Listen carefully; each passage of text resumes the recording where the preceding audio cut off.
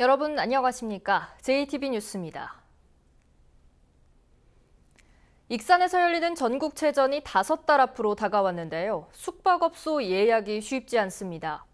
전국체전 기간에 숙박요금이 크게 올라 바가지 요금 논란이 일고 있습니다. 첫 소식 정원익 기자입니다. 전국체전 개막식이 열리는 익산의 한 숙박업소입니다. 평상시 요금은 하루 4만 원. 전국체전 기간에 예약이 가능한지 묻자 2배인 8만 원을 부릅니다. 평일하고 주말하고 껴서 15개는 8만 원씩 받았어요. 몇 달 전부터 이미 8만 원을 받은 곳도 있습니다. 그 당시에는 또 8만 원이 잘 받는 거라 또 했지. 숙박업소가 부족한 익산에서 방을 구하지 못한 인원들이 몰려드는 전주는 더합니다. 이미 평일 10만 원, 주말에는 12만 원을 받았다며 더 많은 요금을 요구합니다. 그렇게 받은 것도 평일에도 10만 원씩. 동화산도 그렇게 받았더라고요. 하루 종일 방을 쓰게 되면 대실 장사를 못한다며 추가 비용을 부르기도 합니다. 대충 사용을 못하잖아요. 그러니까 하루 종일 2만 원이 추가되는 거지.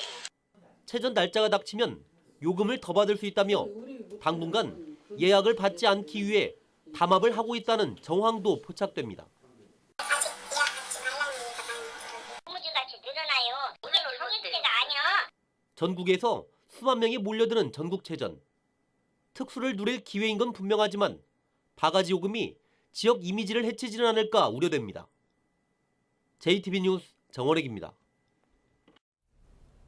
장수군이 군청에서 5분 거리에 조성한 농공단지가 있습니다. 4개 업체밖에 없는 이 농공단지에 7억 원을 들여 취업정보센터를 짓기로 해 논란이 일고 있습니다. 하원호 기자입니다. 지난 2014년에 준공된 장수 농공단지입니다. 분양률은 36%, 대부분 잡초만 무성한 허 벌판입니다. 127억 원을 들여 조성했지만 지금까지 입주한 업체는 4개밖에 되지 않습니다. 업체 직원은 29명, 장수군은 이곳에 관리사무소를 겸한 취업정보센터 건립을 준비하고 있습니다.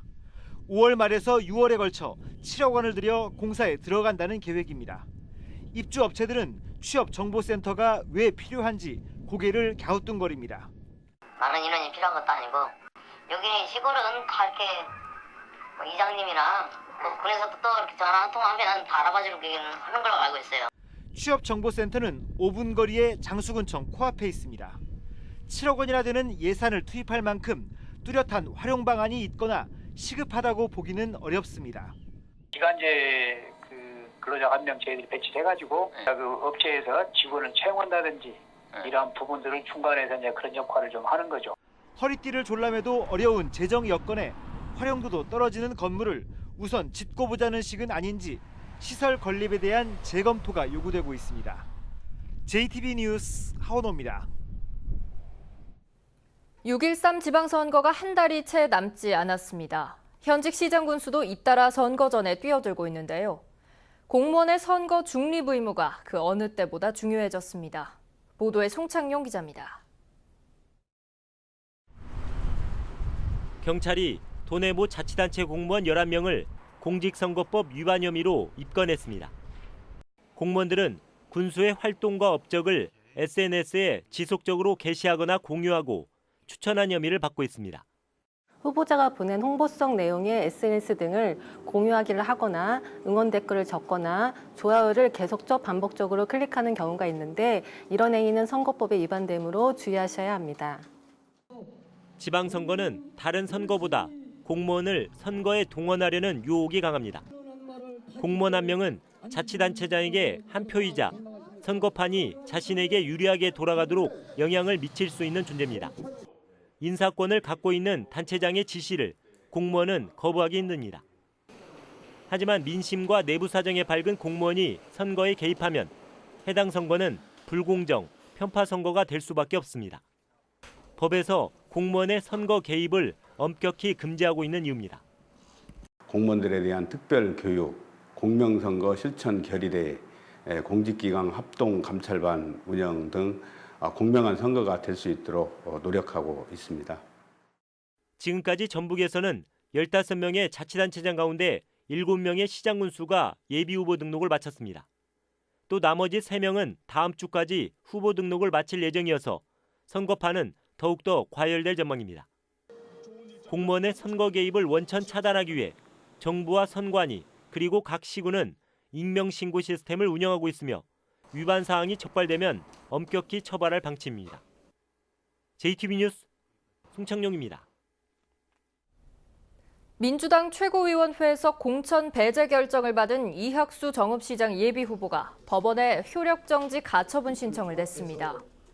이학수 정읍시장 예비후보는 중앙당 최고위가 2차례 경선에서 1위를 차지한 후보를 배제한 건 밀실정치일 뿐만 아니라 시민과 당원을 무시한 폭거라며 이에 당당히 맞서겠다고 밝혔습니다. 한편 민주당은 전북도당 선관위가 재경선을 치르지 않겠다고 반발함에 따라 오는 21일과 22일 중앙당이 직접 주관해 권리당원과 시민 50대 50 방식으로 재경선을 치르기로 했습니다. 정부 추경에 반영된 전북 예산의 규모를 놓고 민주평화당 임정엽 도지사 후보와 전북도가 신경전을 벌이고 있습니다. 임정엽 후보는 기자회견을 갖고 정부 추경 예산안에서 군산에 배정된 예산은 400억 원 규모에 불과하다며 송하진 지사가 대규모 프로젝트 없이 규모가 작은 사업만 나열했다고 비판했습니다. 전라북도는 하지만 전북 예산 704억과 실업 대책을 모두 포함하면 1,000억 원 규모라며 추경 예산은 이 시기에 집행 가능한 예산이 포함되는 것이고 주요 예산은 본 예산을 통해 확보하게 된다고 응수했습니다. 정부가 경제 위기를 겪는 군산의 기업 유치를 위해 새만금에 대규모의 장기 임대 산업단지를 만들기로 했습니다. 국내 기업에도 임대료 80% 인하와 같은 혜택을 줄 예정인데 군산시와 전라북도에 막대한 조성 비용을 요구해 논란이 일고 있습니다. 권대성 기자가 보도합니다. 현재 새만금에 있는 장기 임대 산업단지는 5만 2천 제곱미터. 정부는 지금의 40배 가까운 축구장 280개 크기의 임대 용지를 더 만들기로 했습니다. 조선소와 자동차 공장 폐쇄로 어려워진 군산 경제에 새로운 기업 투자를 이끌어 활력을 불어넣겠다는 겁니다. 이를 위해 기업에 파격적인 입주 혜택을 줍니다. 입주 기업은 최장 100년까지 산업 용지를 쓸 수 있습니다. 임대료는 국내 기업도 외국 기업과 마찬가지로 5%가 아닌 1%만 받습니다. 80%를 깎아주는 겁니다. 이 초기 투자를 꺼려하는 기업 입장에서는 장기 임대 용지를 특히 선호하고 있고 이 장기 임대 용지를 확보하면은 기업 유치에 아주 큰 도움이 될 것 같고 기업이 유치가 되면은 근본적으로 군산 경제를 살리는데 큰 도움이 될 것 같습니다. 문제는 임대 산단 조성 비용의 분담입니다. 전체 조성비는 2,040억 원, 기획재정부는 40%인 816억 원을 전라북도와 군산시에 내라고 요구하고 있습니다.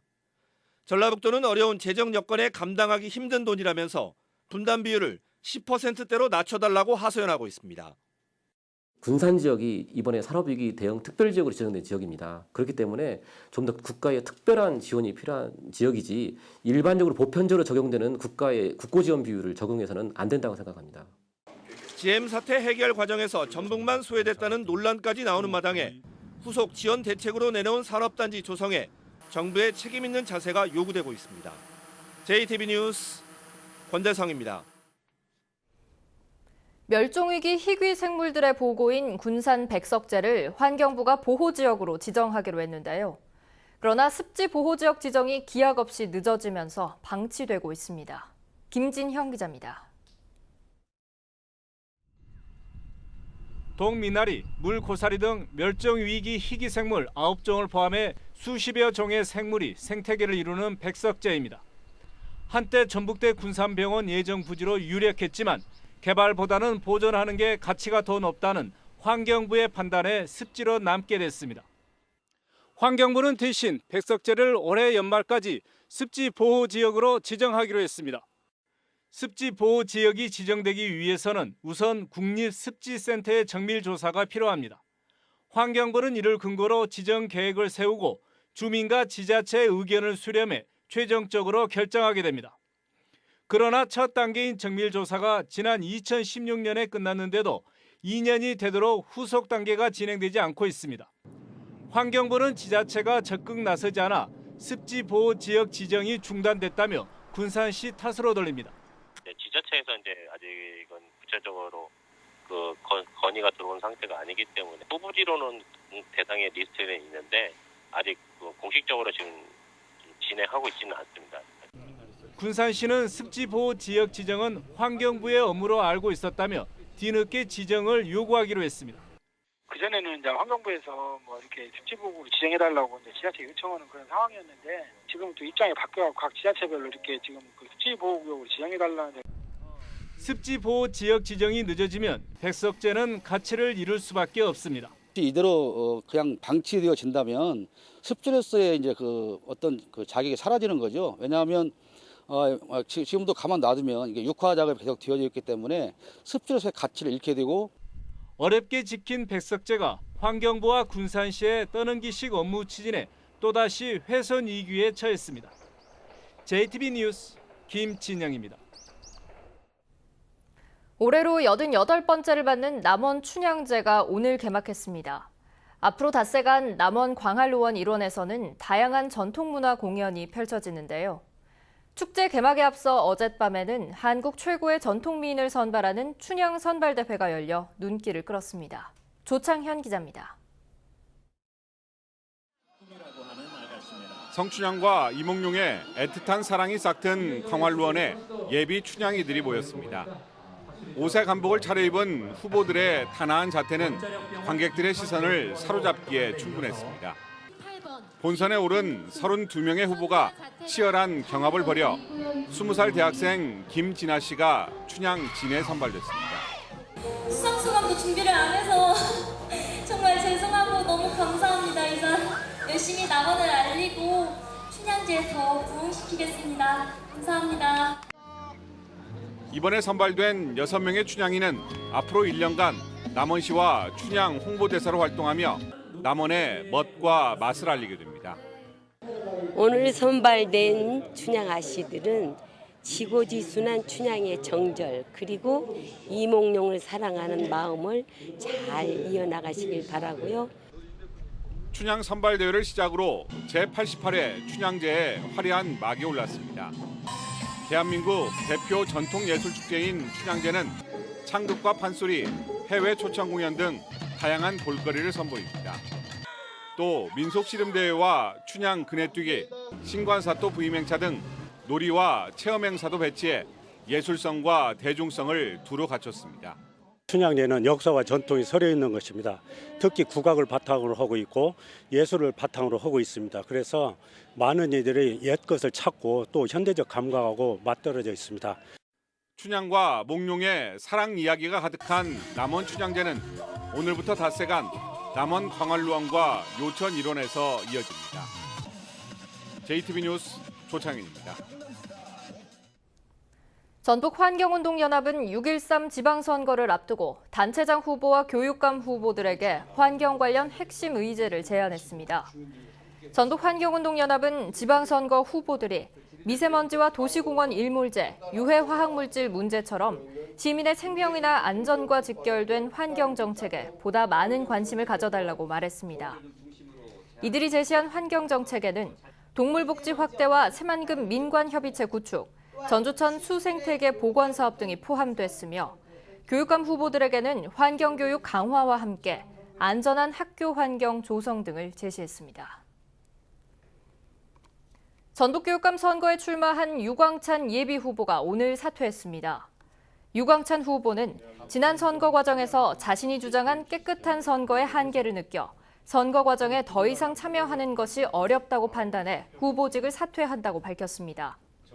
유 후보는 교육 논리가 아닌 정치 논리나 진영 논리로 교육감 선거가 흐르고 있다고 비판한 뒤 유초중고를 잘 아는 현장 교육 전문가가 차기 교육감에 당선되기를 기대한다고 말했습니다. 유광찬 후보의 사퇴로 교육감 선거 출마자는 6명으로 줄었으며 다음 주 후보 등록을 앞두고 추가 사퇴자가 나올지 주목됩니다.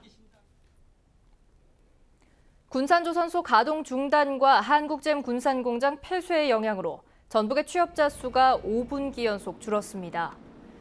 통계청에 따르면 올해 1분기 전북의 취업자 수가 전분기에 비해 9,900명 줄어드는 등 지난해 1분기부터 올해 1분기까지 5분기 연속 감소했습니다.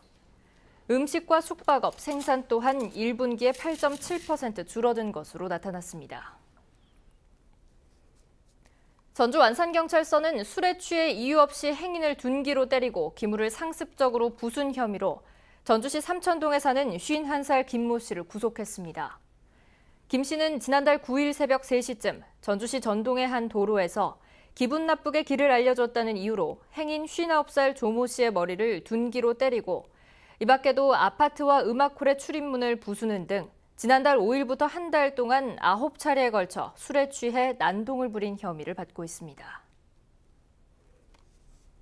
오늘은 대체로 흐린 가운데 낮까지 산발적으로 빗방울이 떨어지겠습니다. 때이른 더위는 잠시 주춤하겠습니다. 한낮 기온은 20도에서 24도로 어제보다 5도가량 낮겠습니다. 미세먼지 농도는 좋음 수준이 예상됩니다. 주말인 내일은 대체로 맑겠습니다.